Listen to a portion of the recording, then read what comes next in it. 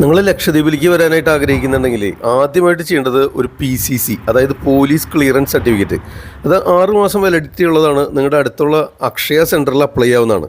അതിനായിട്ട് ആധാർ കാർഡ് വേണം. അതുപോലെ നിങ്ങളുടെ ഒരു ഫോട്ടോയും കൊടുത്തു കഴിഞ്ഞാൽ അവർ ഒരാഴ്ചയ്ക്കുള്ളിൽ ഏകദേശം അത് തരുന്നതാണ്. മാക്സിമം 2 ആഴ്ചയ്ക്കുള്ളിൽ PCC കിട്ടും.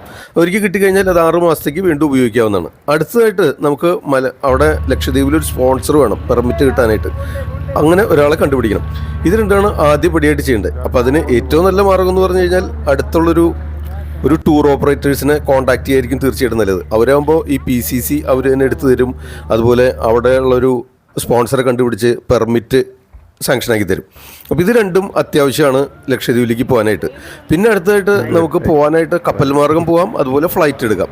കപ്പലാകുമ്പോൾ ചീപ്പാണ്, 1000 ചില്ലാനും രൂപയോ വരുന്നുള്ളൂ എന്ന് പറയുന്നു. പക്ഷേ അത് ഏകദേശം 8 മണിക്കൂർ മുതൽ 12 മണിക്കൂർ വരെ യാത്ര ചെയ്യേണ്ടതായിട്ട് വരും. അതൊന്നുമല്ല പ്രശ്നം. അതായത് ഇത് ഇടയ്ക്കിടയ്ക്ക് ക്യാൻസലേഷൻ വരും, പല സമയങ്ങളും മാറ്റം വരും. എന്നാൽ ഫ്ലൈറ്റ് ആണെങ്കിൽ ഡെയിലി 2-3 ഫ്ലൈറ്റ് ഉണ്ട്.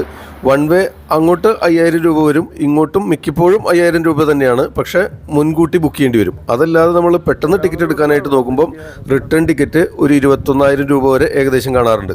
അലയൻസ് എയർലൈൻസും അതുപോലെ ഇൻഡിഗോ എയർലൈൻസും അതുപോലെ മറ്റൊന്ന് 2 സർവീസുകളും കൂടെ നിലവിലുണ്ട്. അപ്പോൾ ഏറ്റവും നല്ലത് അഗത്തി എയർപോർട്ടിലേക്കുള്ള എയർലൈൻസ് ഡിപ്പെൻഡ് ചെയ്യായിരിക്കും കൂടുതൽ നല്ലത്. അതാകുമ്പോൾ എപ്പോഴും നമുക്ക് അവൈലബിൾ ആണ്, പെട്ടെന്ന് പോയിട്ട് വരാനായിട്ട് സാധിക്കും.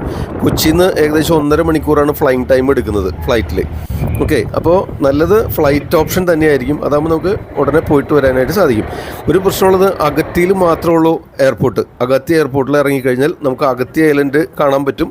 അതിനടുത്തുള്ള സമീപത്തിലുള്ള 2-3 ഐലൻഡുകളും പോകാൻ പറ്റും. അതായത് നമുക്ക് കൽപ്പേട്ടി ഐലൻഡ് പോകാൻ പറ്റും, ബംഗാരം ഐലൻഡ് പോകാൻ പറ്റും, അതുപോലെ കൽപ്പേനി കാണാം, തിന്നകര ഐലൻഡ് പോകാം. ഇതൊക്കെ അടുത്തടുത്താണ് കിടക്കുന്നത്. ഇവിടെയൊക്കെ പോകാനായിട്ട് സാധിക്കും. പക്ഷേ മിനിക്കോയി, കവറത്തിയൊക്കെ കുറേ ദൂരമാണ്. അപ്പോൾ അത് നമ്മൾ ബോട്ടിലാണ് പോവുക.